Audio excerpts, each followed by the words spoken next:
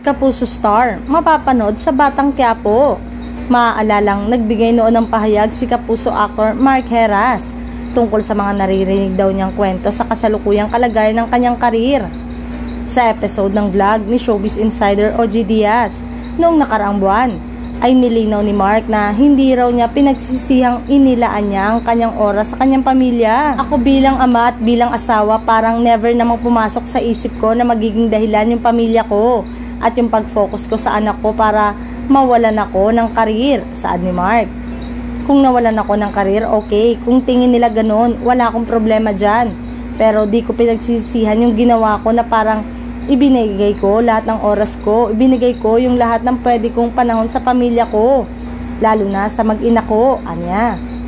Kaya naman, ayon pa kay Mark, hindi raw niya maunawaan kung bakit ginagawang dahilan ang pagbuo ng pamilya para sabihin na wala ng karir ang isang tao. Kailangan ko ba ng reason o ng katulong para palawakin yung karir ko kasi magkaiba yun. Magkaiba ang buhay showbiz, magkaiba ang buhay sa totoong buhay, pahayag pa niya. Tinanong naman ni OG kung may plano umano ito na lumipat ng network kung sakaling mabibigyan ng pagkakataon. Ayon naman sa aktor, ay open siya as long as work ay tatanggapin niya. Dagdag pa nito ay pangarap nito na makapasok sa hit serye na Batang Quiapo kung saan pinagbibidahan ni Coco Martin. Nabanggit din ito na minsan ay nagkita at nag-usap sila ng kapamilya aktor tungkol dito.